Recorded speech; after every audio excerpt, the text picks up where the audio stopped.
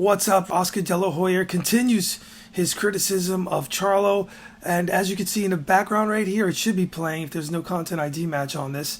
De La Hoya versus Trinidad, later rounds. I'll give the edge. He had some edge early, but you can see right here what Oscar's talking about. I guess it's even easy for a champion like himself, a former champion, a fighter, to say, hey, take risks, go for it. But as you can see right here, he did run from Trinidad for probably a lot of the last half of the fight, and he didn't do what he's saying. So easy for him. You got to be put in a position to defend Charlo here. But let's hear what Oscar's talking about right here. This is all fair use, all good. You know what I'm saying. We're commenting on this, and we're reacting and checking it out. Let's see what Oscar has to say. The latest. Because it was boring. I mean, when a fighter throws one punch, when two fighters throw one punch in one round, I mean, what do you expect? I mean, I'm a fighter who has been in there, in the line of fire. Yeah, Oscar's been in here, as you can see, like again on screen right here. Make your own decisions, but Oscar would go into these fights because he's such a big name. I'm a fan, by the way, but I'm just, we're just talking about this. Got to talk about this. Got to be addressed. This is my opinion, but he would get to like the 7th or 8th round, and he would always get the decision win. So going into the Trinidad fight, I believe they were both undefeated. I think they were both in their prime. I think they were in their late 20s. I don't have any stats in front of me. I mean, it was the biggest deal. It was like there was casino chips out in Vegas with De La Hoya versus Trinidad. It was like the super fight of its day. And he's saying Charlo right here, and he said in the last video, didn't basically take risks. He didn't go for it. He's in there for a payday. Well, hey, look what he's doing right here with Trinidad. Playing it safe, not taking the risks in the biggest fight at that time of his career. So let's continue with De La Hoya has to say. Throwing 100 punches around. Like, the fans want to be entertained. So that was my critique, is coming from a fighter, coming from a world champion. Yeah, I was bored. He could have stopped Charlo. He should have. I mean, you don't... So he did it to himself. He basically did the same thing here, as you could see. You can see the later rounds here. Basically, Trinidad was pressing forward, looking for the knockout. De La Hoya was pitter-patting, using his legs, and a lot of fans were booing. People were upset, and people paid big money to see this pay-per-view fight. And De La Hoya ran from him, and, okay, he was very, very, defensive. He was using a jab, running. I got to say running because he was using his legs. And he didn't really want to engage Trinidad because he thought he had it in the bag. He thought he had the decision win. And towards the middle rounds, he started using this technique, and he wasn't really engaging with Trinidad. He didn't want to throw with him. Understandably, you should have that style against a big puncher. Trinidad had an amazing left hook, but De La Hoya had, from what I remember, his nose was bleeding. Trinidad he was having early success, and then he tried to bank on that success, thinking, okay, I'm not going to take any chances because I got this. I'm going to win it on the cards. I'm not going to take chances. But he lost the fight. I think it was a split decision win. So let's continue on with De La Hoya's commentary right here. Let's see what he has to say.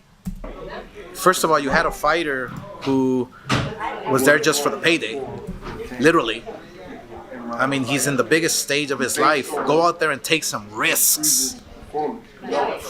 See, Oscar just said he was there for the payday, literally. I have to defend Charlo. A young champion, he wanted to win that fight.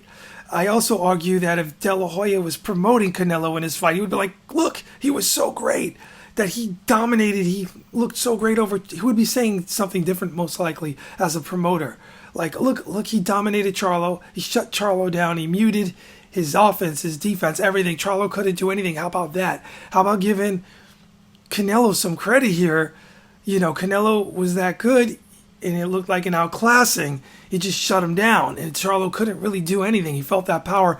But it's kind of like hypocritical because you hear De La Hoya here saying this, juxtaposed with his old fight, the biggest fight arguably of his career at that time in his prime, and he literally should have taken his own advice here. He was not going for it. He was not trying to knock Trinidad out. He was literally not taking any risks, and it was boring to a lot of people at that point in time. People that paid a lot of money. at that time. Let's continue. Fight hard. People paid their money. People buy it on pay-per-view. Fight hard, because when you fight hard, you don't lose anything. When it's a great fight, I paid for there's Trinidad, no loser. For De La Hoya. So, as you can see right here, it's not a great fight. De La Hoya versus Trinidad. Trinidad moving forward, looking for the big fight, and De La Hoya was just not engaging. He was just on his bicycle, just starting to stay away, and it cost him dearly. And what's not going down in history as a great fight. It was great records, great champions going into the fight, all the potential in the world to be a great fight, but it didn't deliver because Oscar didn't really want to go that route. He didn't want to do what he was just saying. He didn't want to take risks. He didn't want to stand and make it a great fight. He didn't want to take chances. And he gambled, and he thought he was going to get that decision, and never happened, and there was never a rematch. Let's continue. This is some other news here about Showtime, I believe. Let me see. I'm actually not happy about it that Showtime is not involved in boxing. I mean, obviously it's only a rumor, but where there's smoke, there's fire, right? I literally love watching Showtime boxing. I love, them building fighters and champions and making big events. It'll not be good for the sport. Yeah, so there's a lot of competition. It's not going to be good for the sport, in my humble opinion, because it's just another major, a cable network that people order that presented fights like HBO, and there's so much competition now with these streaming apps, The Zone, ESPN apps. Now they're talking about Amazon Prime streaming. In one way it could be seen as good, I guess, because old traditional TV, even with apps, it's going to be like a fossil. We first saw this with HBO. One of my favorite broadcasters on boxing ever, if they were going to give out Academy Awards, it would be, if they had like a sports award at that level, it would be Jim Lampley. I mean, he called fights like nobody else. I think it's a shame that his talents are being squandered. He's not out there working for a network while he still could do it. The guy was just, so engaging. I loved the way he just called the fights, even though sometimes a lot of people would say, he was very biased. But that being said, he was still amazing. He was still great. And he still has his pipes. I saw him some interviews. He sounds the same. So he should be out there calling some fights. But they'd probably have to pay a lot of money for him. One of the best to ever had called fights. Commentator. Just amazing. The top of the line. The best ever. De La Hoya is right. This is just not good for boxing. It's just, but then again, this is where it's going with all the streaming apps. It's just inevitable that, let's just say, like if it was another channel, I don't know. There's so many channels out there now. But let's just say TBS. Let's pretend they had fights at this point in time, and they were big like Showtime. They would probably have to shut it down at some point, and it would be picked up elsewhere. There'd just be a hole there. So Amazon could do things, but it's going to be so much streaming platforms where I don't see how these promoters get it together and to do what De La Hoya wants, to have these big fights. It's going to just create more separation with, Al Heyman has these fighters, PBC, then you have Top Rank, they have these fighters like Showtime and Errol Spence. It's going to be more diluted as far as big fights go. It's going to be harder because you have different promoters controlling different fighters, and it just stinks for boxing. It's always going to be that. It's not going to be like the UFC, unless I know if someone tries to do it like a UFC for boxing, whereas you'll have one owner, one promoter, but that can't even, I don't think, be done at this point. It would take decades to have one person, like one organization control boxing where there's one title. It's never going to happen. It's just too complicated, and there's too many moving parts. It's not in this lifetime. But anyway, let's continue. Not having Showtime, but it does create opportunity. That's for sure. I think that boxing is the best, the purest, the most beautiful sport in the world when the best fight the best. Very rare. Boxing will always reign. Boxing will always survive. Boxing will find a way. But as long as we can have these big major fights happen. Okay, that's the end of that. Well, you know, Oscar, I see his points, but we're at a revolution in boxing. I mean, it happened many, many years ago, probably before we were all born, where you had Muhammad Ali fighting some wrestler in an exhibition, where there's a new. I'm hoping it's more of a novelty and a fad, but it's looking like with Floyd Mayweather that you're going to have these fighters, and Tyson Fury is not helping this by being an active champion and having these exhibition bouts. I argue that this is going to water down boxing even more, and you're going to have real legit fighters who risk their lives, like an Errol Spence and Crawford in their primes, or fighters like that, legit fighters, and then you have the YouTube fighters sucking away viewership, and the youth are going to be coming up thinking that's a real fight, thinking that's real boxing.